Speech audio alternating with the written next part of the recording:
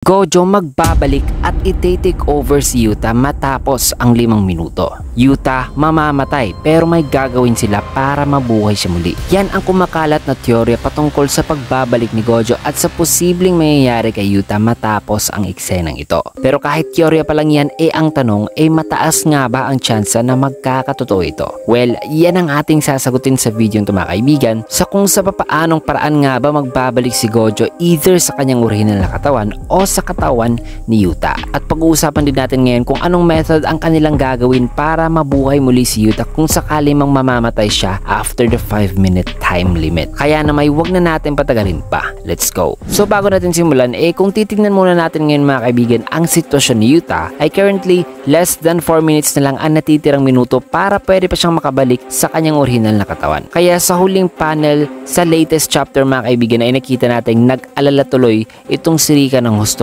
kung makakabalik pa nga ba si Yuta sa katawan nito. Na dahil dyan ay nagsipagditawan tuloy ang mga teorya sa kung ano-ano ang pwedeng mangyayari kay Yuta mga kaibigan kung hindi ito makakabalik sa kanyang katawan. At mostly sa mga possible scenarios na pwedeng mangyari kay Yuta ay napag-usapan na natin sa nakaraan kong video. Pero ang hindi ko naisama dito ay ang tungkol sa posibilidad na pwedeng makabalik si Gojo. Ang teoryang yan mga kaibigan ay ang patuloy na kumakalat ngayon kasi according sa mga ilang fans ay sinasabi nila na pwede ro kasing i-take over ni Gojo ang kanyang katawan na kontrolado pa rin ngayon ni Yuta. Dahil ang isa sa kinukuhanan kasi nila ng ebidensya na masasabi nilang magiging posible yan ay dahil sa nangyari noon kay Kenjaku na sinakal ni Geto ang kanyang sarili. Na ibig sabihin nito ay sa scene na ito mga kaibigan ay buhay pa pala ang soul ni Geto. Kaya nabanggit nga ni Kenjaku dito noon na ang katawan daw at ang soul ay iisa pala talaga. Kasi kahit tinake over na ni Kenjaku ang katawan ni Geto na supposedly bangkay na sana, kung ang soul at ang katawan ay iisa pala ay by default parang binubuhay pa rin ni Kenjaku dito ang soul ni Geto. Otherwise, kung patay na ang soul ni Geto, ay di magagawa ni Geto ang pagsakal sa kanyang sarili. And assuming na kung totoo nga ang theory ni Kenjaku na ang body is the soul and the soul is the body, ay dito naman sa parte ni Yuta ay ang pagkontrol din kasi ni Yuta sa katawan ni Gojo using Kenjaku's curse technique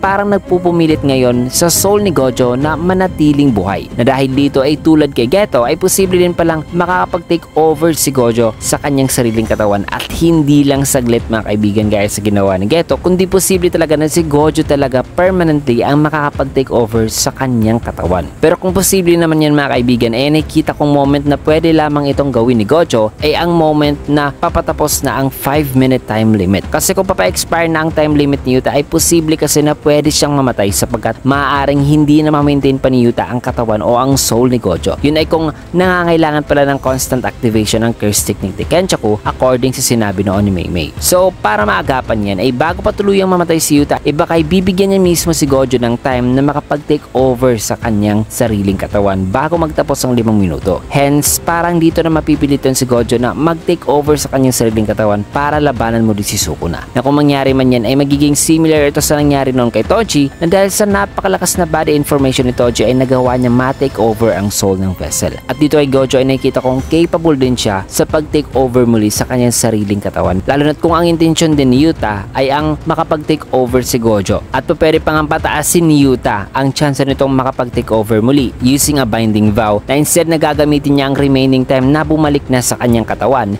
gagamitin na ito para mabigyan si Gojo ng time na makapag-take over. No, kung mangyari man yan ay this would also mean na mamamatay talaga si Yuta para makabalik muli si Gojo. Pero for the sake of this video ay pagpalagay na natin na mamamatay talaga si Yuta sa laban na to either sa kamay ni Sukuna o simply dahil sa pag-expire ng time limit paano kung sasabihin ko sa inyo mga kaibigan na pwede pa rin mabuhay muli si Yuta. Ang mga nakikita kong method para mabuhay muli si Yuta ang paggamit sa curse technique ni Wibi, paggamit sa utak ni Gojo at ang paggamit din sa isa pang binding vow sa tulong naman ni Rika. And allow me to explain. So ngayon kasi mga kaibigan, ang utak ni Yuta ay nasa ulo ni Gojo kahit ang katawan ni Yuta ay naglalaman ng soul nito possible din kasi na ang utak na nasa ulo ni Gojo ay naglalaman din ng fragment of Yuta's soul. So pagpalagay na natin na after the 5-minute limit ay makapag-take over si Gojo using the method na in-explain natin kanina o kahit hindi na rin makapag-take over muli si Gojo ang pwede kasing gawin ni Wiwi dito ay maaaring magsasakripisyo si Rika para ma-revive ang katawan ni Yuta at gagamitin nila ang curse technique ni Wiwi. Pero ipapaliwanag natin yan maya-maya. Pero paano lang ma-revive si Yuta mga kaibigan kung wala naman itong utak in the first place kasi ang utak nito ay nasa ulo ngayon ni Gojo? Well, dito na papasok ang paggamit nila sa utak ni Gojo. So possible na gagamitin nila ang utak ni Gojo Gojo as a replacement sa utak ni Yuta. With this ay pwede nang ma-revive ni Rika ang katawan ni Yuta sa pamamagitan ng pagsakripisyo nito sa kanyang sariling buhay using a binding vow. However, nakita ko lang itong posibilidad na pwede itong mangyari kung si Rika ay isang separate entity talaga at hindi parte ng curse technique ni Yuta. Kasi as of now, si Rika ay sinasabi kasing parte raw ng curse technique ni Yuta. Pero dahil sa may sariling pag-iisip si Rika ay masabi ko rin na parang separate entity talaga si Rika at hindi parte ng curse technique ni Yuta. Kasi in the first place ay nasumpa lang naman ni Yuta ang taong si Rika. At ang Rika ngayon na kasama ni Yuta ay isang Rika sa curse spirit form nito na iniwan ng yumaong na original na Rika. Now using a binding vow mga kaibigan, nabubuhay ni Rika si Yuta in exchange sa tuluyang pagkawala nito ay upang makumpleto ang pagkabuhay ni Yuta dahil may utak na nga siya na ang utak ni Gojo mga kaibigan as a replacement sa original.